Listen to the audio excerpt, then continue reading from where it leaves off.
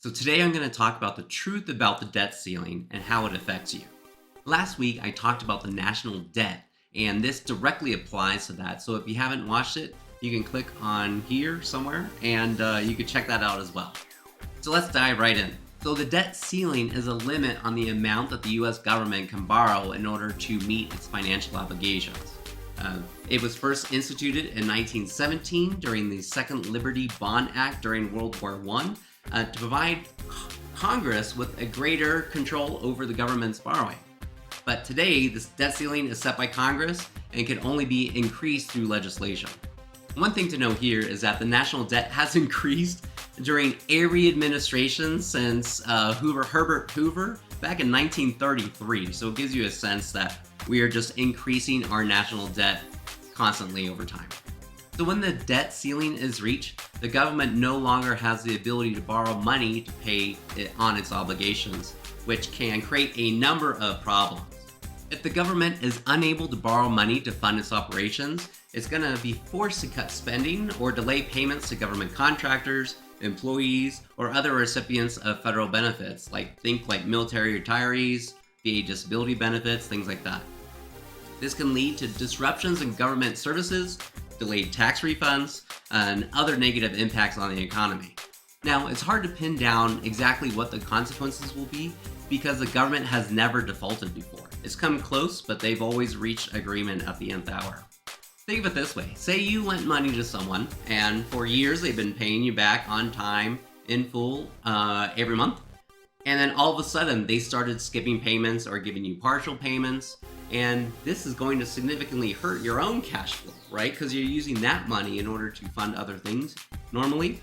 So it would make future lending to that borrower more riskier, right? Since they're no longer reliable. In that case, you're going to be less willing to lend to them again. And if you do decide to lend to them, you would charge a higher interest rate to make up for the riskier loan, right? It's the same with the government. At the very least, it's going to cost them even more to borrow money in the future in the form of higher interest rates. So a bigger portion of the budget is going to be spent on interest payments and not on the items that they are looking to spend the money on.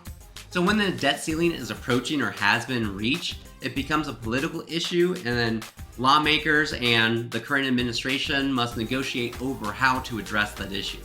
This is typically not an issue when the president and Congress are all under the same party's control, but it does become an issue when they're not. So I'm going to go off on a little bit of a rant here.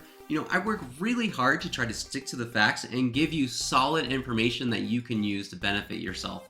And without a lot of personal commentary, because I know you're inundated with that stuff on social media and even news outlets, right?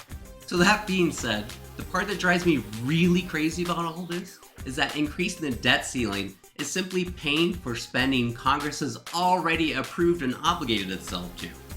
I mean, how do you pass spending bills without having a built-in mechanism to pay for that spending? Also, it's interesting that politicians will approve increasing the debt ceiling year after year without a word in protest while their president is in the same party, but the minute that the president isn't, all of a sudden, national debt becomes a crisis. And that sheer hypocrisy is the reason why I'm an independent and not a member of either of the two big parties. Okay, so the number one thing that you can do about it is to take care of your own personal finances. Get in touch with someone like myself that could help you develop a budget and get yourself in a more financial secure footing. Look to pay down any debt that has variable interest rates on it first.